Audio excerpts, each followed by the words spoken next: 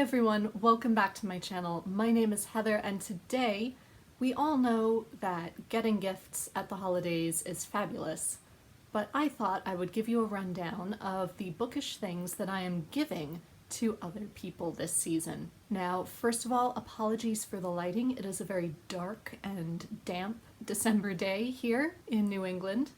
And secondly, I thought I would clarify my sweater because I believe what you can see just looks like a Christmas tree, but it's actually llamas and mistletoe. This is one of my favorite Christmas sweaters, so I thought I'd wear it while talking about one of my favorite things of the season, which is giving other people fantastic gifts. Now, of course, this is going up after the holidays so that I don't spoil anything that anyone is getting, but if my package went in the mail late and it hasn't gotten to you yet, or if it got lost in the mail and it hasn't gotten to you yet, maybe don't watch this just yet. If you are not one of the friends and family to whom I am sending gifts, that is completely fine. Go ahead and watch. If you are, maybe save this one until the new year. So we all know that Christmas is a lot of fun, especially for children, and luckily this year I am buying for a lot of small children in my life. Specifically, the children of my dear, dear friend Amanda. She has two sons, well, one who is almost 3 and one who is 7 months. Now, since the 3-year-old is very fond of dinosaurs, I have bought him the following. First of all, the classic Danny and the Dinosaur.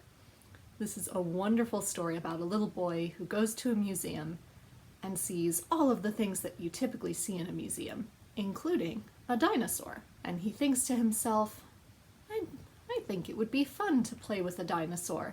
And the dinosaur responds, I think it would be nice to play with you too. And Danny and the dinosaur go off and have wonderful adventures all around town, until eventually the dinosaur says, well, you know, I do have to return to the museum. They need me there. But they have quite a lovely day. And my particular favorite of the dinosaur books, Thesaurus Has a Secret by Anya Glazer. This is a book about Thesaurus, who does everything the other dinosaurs do, just with a much wider vocabulary. But he has something that he loves to do that no one can know about. Can you guess what it is?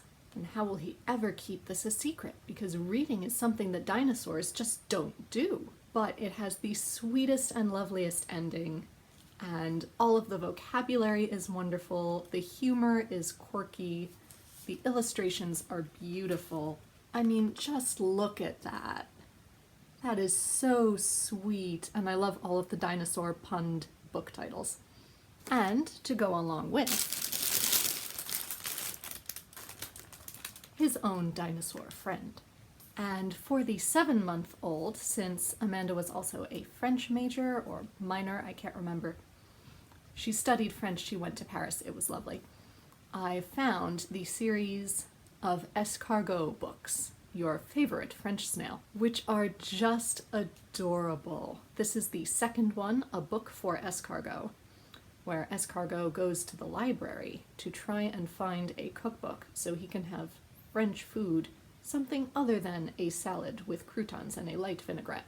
And on the way, he is disappointed about how there are no books about dashing snail heroes. And so you, the reader, help him create a book about such a snail hero. Again, the illustrations are beautiful and so detailed and so sweet. There is plain escargot as well, and a plush escargot as well, but those are still coming in the mail, so I can't show you those just yet. These are the sweetest books, and they are by Dashka, Slater, and Sydney Johnson. For Amanda herself, I also bought some books. Why not? This is what bookworms do for each other. And I bought her the last set of books in the Poldark series. I have been steadily buying her the Poldark books ever since I found out that she loved the show. So I bought her a box set of the last 5 books in the series, I believe. But that is already wrapped, so I can't show it to you, so I will insert a picture here. For my mother, and I'm saying this slightly in a slightly lower voice because she is here in the house. I bought several bookish items. The first is this lovely set of The Lord of the Rings, which is something that she has been looking for ages. Look at them, they are just beautiful. The next is Country Life by Paul O'Grady. Paul O'Grady is a well-known stand-up comedian, radio and television host in the UK, and he is also very fond of his animals. My family has always loved listening to his radio program on Sunday afternoons. Now, especially that they're in lockdown, he's broadcasting from his home, so you hear even more about, especially his dogs, but the other animals that he has on his farm. So we thought this book would be a nice addition to the collection. And lastly, I bought her this set of DVDs, which you might be thinking, but Heather, DVDs aren't books. No, they're not. But they are based on a series of books that my mother has read and loved. They're the Miss Fisher's Murder Mysteries. The books are by Kelly Greenwood. This is the first one, called Cocaine Blues, which are about a lady detective in 1920s Melbourne, Australia, and all of the adventures that she and her maid Dot get up to, and a wonderful cast of characters, especially the police detective inspector, where something more than friendship might be brewing between him and Phryne Fisher. So I thought we would all enjoy these, but especially my mom. For my father, I bought one book, because he does love to read, but does not read quite as voraciously as my mother and I. I found the book Aston Martin by Ben Collins, I believe. My dad has always loved Bond movies, not for the shoot-em-ups necessarily, but for the exotic filming locales, Q, and the cars. So I thought this book would be right up his alley, and Ben Collins is actually one of the men who was the Stig on Top Gear for many years, something my dad also enjoys. For my dear friend Jonathan, who you have seen on this channel before, I ordered several items. The first is the first series of His Dark Materials, which is a wonderful series of books, and the television series is just as good, dare I say, if not better. It was truly wonderful, and we loved watching it together this summer, so I bought him the season 1 that is available right now. In addition, I found this book sleeve with a quote from The Hobbit on it, saying, "We do not want any adventures, thank you, not today." Since he is almost always traveling with a book now, I thought a lovely book sleeve to keep them safe would be lovely and handy. And in keeping with the Tolkien theme, you will have seen in some of my vlogs that he is loving reading Tolkien's letters at the moment. I found 2 new to me, and I think to him, books as well. The first being Letters to Father Christmas, which is by Tolkien. It's a collection of letters that Tolkien wrote to his children as Father Christmas from the year 1920 forward. Illustrated by him and edited by his daughter-in-law, I believe. They look so sweet and beautiful and Christmassy and just filled with hope. And lastly, I also found the book of Monsters and Critics. I think that's the title. I'm going by memory here, folks. Also by Tolkien, which is a collection of essays that he wrote on such topics as Beowulf and Sir Gawain and the Green Knight, which Jonathan also loves, and especially when delivered by Tolkien. For my lovely friend Lauren, who you may have seen in some vlogs as well, as we watch operas together all throughout the pandemic, and she even came to visit, and we went to the Met together back in the fall, last fall. I found her own copies of the Figaro Trilogy and Manon Lescaut by Beaumarchais and Prévost, respectively.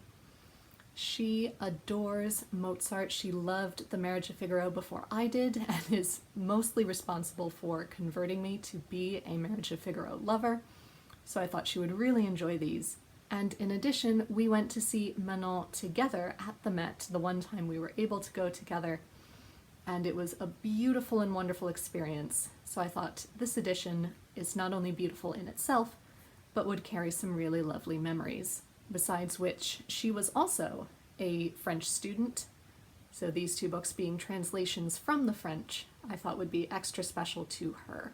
And for the lovely Marissa at Blatantly Bookish, she very kindly sent me a package, so I was able to send her The Genius of Jane Austen by Paula Byrne. We bonded over Jane Austen on BookTube, as she is one of the hosts of Jane Austen July, and she then said that she had never read any Paula Byrne. So this is one of my favorites, but it's one of her lesser known books. So I thought this would be the perfect gift for Marissa. It is about Austen's relationship with theater and its influence on her books, as well as how her own novels translate into theater and film productions. I think my favorite part of this book is when, and it took me ages to find this, it's right here in the foreword, she says she was researching in the Huntington Library in Los Angeles. While I was there, I regularly crossed town to Pasadena, Burbank, Hollywood, and Westwood in order to watch the latest movie releases. Among them were Emma Thompson's sparkling Sense and Sensibility and Roger Michel's tender, somber Persuasion. Then there came a day when my partner said that he was going to take me to a teen movie called Clueless that was set in Beverly Hills. He was a Shakespeare scholar, also researching in the Huntington, so this seemed a very peculiar choice. Until 5 minutes into the film, when I realized what was going on. I leant over and whispered, "She's Emma, isn't she?" Since the film did not explicitly acknowledge at any point that it was a reworking of Emma, I think he was rather impressed that I worked it out so quickly.